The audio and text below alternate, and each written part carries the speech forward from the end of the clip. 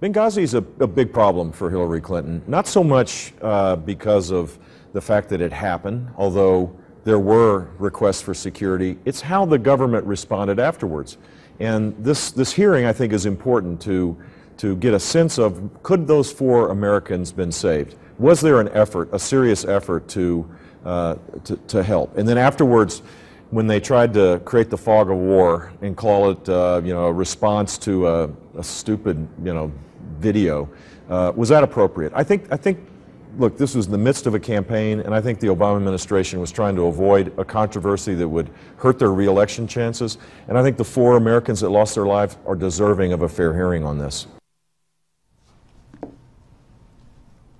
And welcome back to The Wrap. To catch more of J.D. Hayworth's interview with former Florida Governor Jeb Bush, tune in to Newsmax Prime tonight at 8 p.m. all next week. Also, you'll get to see it. Welcome back to the Daily Wrap once again. All right, let's read some of your viewer comments. First up, we have a comment about today's Benghazi committee hearing. Will says, while watching the Benghazi hearing, I was shocked at how smug Hillary Clinton was. She looked like an entitled brat. I will vote for anyone but Hillary in 2016. But how do you really feel, Will?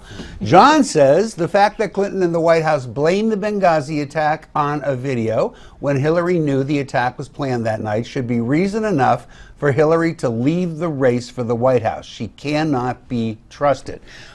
Does this come as a surprise to anybody that there are a great many folks out there who, no matter... Especially our viewers. Yeah, I mean, whatever Hillary did today, for better or for worse, it wasn't going to change their opinion. True? Not at all. There were plenty of moments, though, where she was being theatrically dismissive, putting her head on her hands and looking really bored. And that was intentionally projecting that was what they picked up on. And took the upper hand, too. She was very arrogant towards some of the questions. Can you envision that any Hillary supporters were turned away by today?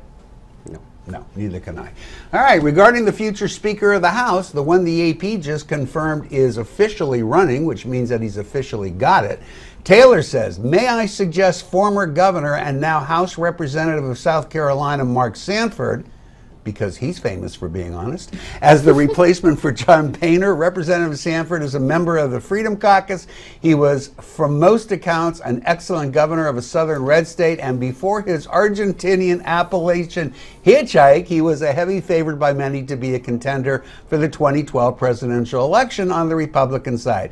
Who knows? Had he not had marital fidelity issues, he may have gone all the way. I don't know, maybe. He did go all the way to Argentina. Jim says, I think Newt Gingrich would make a better speaker, better communicator, experience, and wisdom. Well, they may all be right, guys, but sounds to me like the ship has sailed, wouldn't you say? Yeah, that's been the best thing one of the best things that happened to the GOP was Sanford's escapade, because it resulted in Governor Nikki Haley and Senator Tim Scott. And I think we're better off for both of them than we are with Mr. Sanford. All right, regarding Muslim refugees, James says, Rick Unger says all Muslims are not terrorists, more or less, needs to read the Quran. The Quran demands all Muslims are in eternal jihad. It commands all Muslims, men, women, and children to subjugate, convert, and kill all infidels. The young man, Zach, is dead on with his perception of Islam. All Muslims want all Christians dead. And my Bible, by the way, tells me that I have to stone to death anybody who commits adultery. So are we really going to go by that? And finally, we have some general comments. Bob says, I really enjoyed the Daily Wrap. However, my wife is so irritated and frustrated by Rick Unger, she may not allow him on our TV. Your wife has a great deal in common with my wife. And Grace says, I love Rick Unger. Just when I think I know a position he'll take on an issue, he surprises me and goes the opposite direction. Well, what can I say about any of that? If you want to weigh in on any of the issues we discuss here on the show, be sure to send us your comments. And coming up next, you know what time it is, yay or nay, right after the break.